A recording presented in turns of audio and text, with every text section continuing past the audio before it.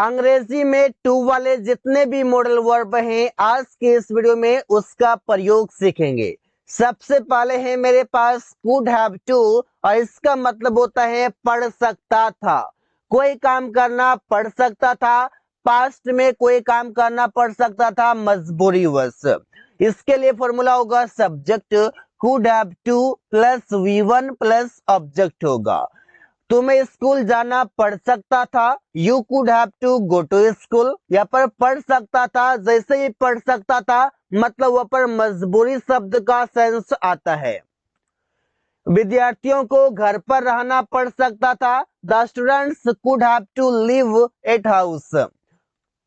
Must have to और must have to का मतलब होता है अवश्य ही चाहिए, मतलब अवश्य ही करना चाहिए। तो सेंटेंस बनेगा हम लोगों को अवश्य ही माता पिता की सेवा करनी चाहिए। We must have to serve our parents. तुम्हें अवश्य ही उसका प्रतीक्षा करना चाहिए। You must have to wait for him. जब भी हम एम्फेसाइज करके बोलते हैं कि कोई काम करना ही चाहिए, वहां पर मस्ट हैव टू का प्रयोग किया जाता है। मे हैव टू और मे हैव टू का मतलब होगा ना पढ़ सकता है। प्रेजेंट में कोई काम करना पड़ सकता है और इससे हम प्रयोग करते हैं पॉसिबिलिटी के लिए, दैट मीन्स संभावना के लिए। जब भी हम संभावना बताते हैं कि तो वहां पर हम प्रयोग करते हैं मे हैव टू।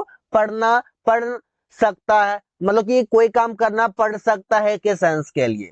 जैसे आपको डॉक्टर के पास जाना पड़ सकता है, you may have to go to the doctor. Ravi को उसे पैसे देना पड़ सकता है, Ravi may have to give him money. यहाँ पर कोई काम करना पड़ सकता है संभावना के लिए। जब आप संभावना बताते हैं उसमें आप प्रयोग करेंगे ना पड़ सकता है के लिए। हैव टू और हैव टू का मतलब होता है ना, मतलब कि कोई काम करना है या कोई काम करना पड़ता है। दोनों सेंस के लिए हम इसे यूज करते हैं। जैसे हम बोलते हैं मुझे काम करना है, आई हैव टू वर्क। तुम लोगों को दिन भर काम करना पड़ता है, you have to work the whole day. हम लोगों को अंग्रेजी में बात करना पड़ता है, we have to talk in English. Should have to और शुड हैव टू का मतलब होगा करना ही चाहिए। जैसे subject should have to plus V1 plus object होगा। उसे दौड़ना ही चाहिए, he should have to run.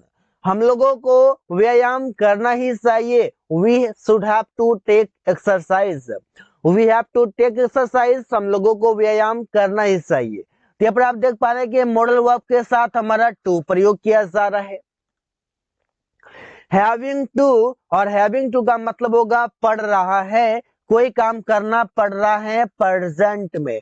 जब प्रेजेंट में कोई काम करना पड़ रहा है उसमें हम प्रयोग करते हैं हैविंग टू। जैसे रवि को अंग्रेजी में बात करना पड़ रहा है, Ravi is having to talk in English. मुझे खाना पकाना पड़ रहा है, I am having to cook food. Riya को वहां जाना पड़ रहा है, Riya is having to go there.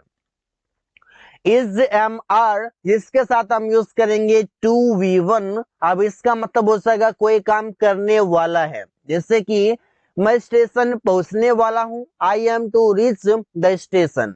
वे लोग अंग्रेजी सीखने वाले हैं, they are to learn English. Ramesh car खरीदने वाला है, Ramesh is to buy a car. यहाँ पर इज एम आर के साथ टू का प्रयोग, टू के साथ तुरंत V1 का प्रयोग।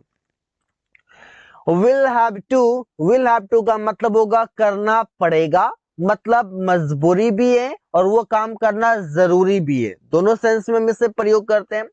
जैसे कि रवि को पैसे देना पड़ेगा, Ravi will have to give money. Ravi will have to give money, Ravi को पैसे देना पड़ेगा। अमन को उससे मिलना पड़ेगा, Aman will have to meet him. तुम्हें रोज किताब पढ़ना पड़ेगा, you will have to read a book daily.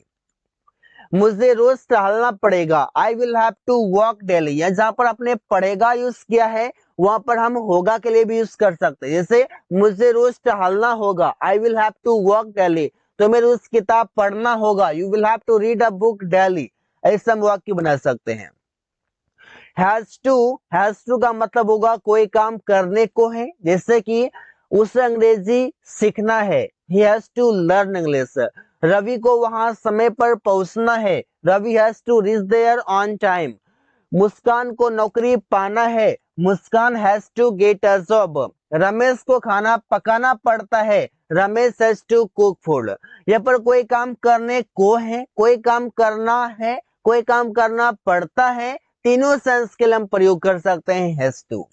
जैसे कि इज एम आर, जिसका मतलब उस जगह कोई काम करने वाला ही है। जैसे कि यहाँ पर आप एस एम आर के साथ अबाउट टू का प्रयोग करेंगे और इसके बाद टू वी वन, मतलब अबाउट टू के बाद आपका वी वन प्लस ऑब्जेक्ट आएगा। ट्रेन आने ही वाली है, जब भी हम बोलते हैं ट्रेन आने ही वाली है तो सेंटेंस बनेगा the train is about to arrive, या फिर the train is about to come, दोनों प्रयोग कर सकते हैं। हम लोग उससे मिलने ही वाले हैं, we are about to meet him. लोग घर जाने ही वाले हैं, people are about to go to house. Match शुरू होने ही वाला है, the match is about to start. जब कोई काम शुरू होने वाला है, जब कोई काम करने ही वाला है, वहां पर आप एसएमआर के साथ अबाउट टू प्रयोग कर सकते हैं। हैड टू का मतलब होगा कोई काम करना पड़ा या कोई काम करना पड़ता था, ऐसे सेंस में भी हम बोल सकते हैं। जैसे कि मुझे वहां रुकना पड़ा, I had to stay there. तुम्हें नौकरी छोड़नी पड़ी, you had to leave the job. Priya को खाना पकाना पड़ा, Priya had to cook food. Ravi को गीत गाना पड़ा, Ravi had to sing a song. जब कोई काम करना पड़ा वहां पर प्रयोग करते हैं हैड टू के साथ वी वन।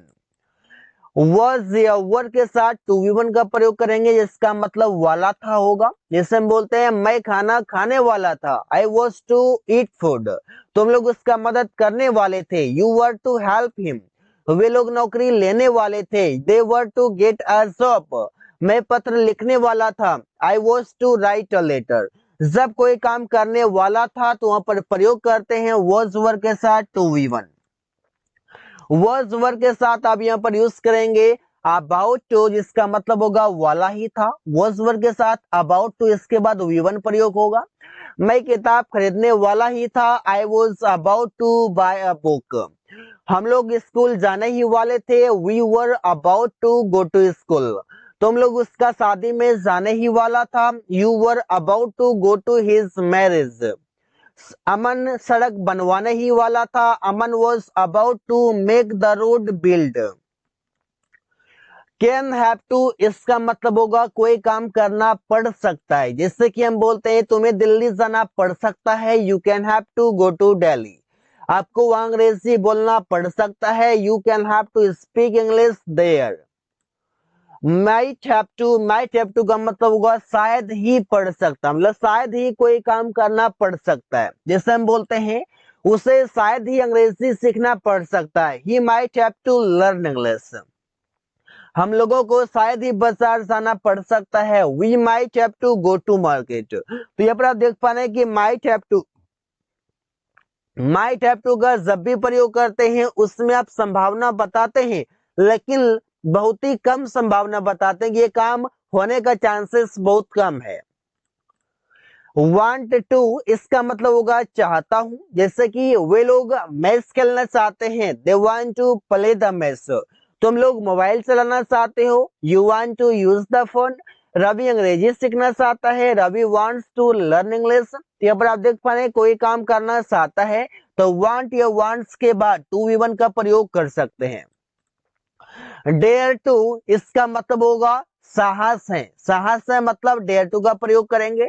जैसे उसे नदी में कूदने की साहस है, he dares to jump in the river. Ravi को उससे बात करने की साहस है, Ravi dares to talk to him. तुम लोगों को कार चलाने की साहस है, you dare to drive a car. यहाँ पर तो प्रेजेंट में हुआ कि साहस है, जब पास्ट में होगा कि साहस था, उसे नदी में कूदने की साहस था तो बोलेंगे he dared, यहाँ पर हम डी लगा देंगे, he dared to jump in the river। Ravi को उससे बात करने की साहस थी, Ravi dared to talk to him। यहाँ पर रवि को उससे बात करने की साहस था, तुम लोगों को कार चलाने की साहस था तो you dared to drive a car। Need to, इसका मतलब हो जाएगा जरूरत है, मुझे उससे बात करने की जरूरत है, I need to talk to him. जब हो जाएगा मुझे उससे बात करने की जरूरत थी, आई नीडेड। यहाँ पर नीड में हम ईडी जोड़ देंगे, नीडेड कर देंगे। I needed to talk to him, मुझे उससे बात करने की जरूरत थी।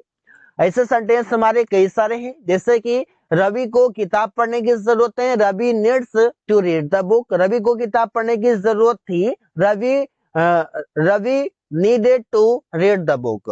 प्रिया को सुबह में टहलने की जरूरत है, Priya needs to walk in the morning, past में हो जाएगा Priya needed to walk in the morning, Priya को सुबह में टहलने की जरूरत थी। So guys, thanks for watching. That's all for today.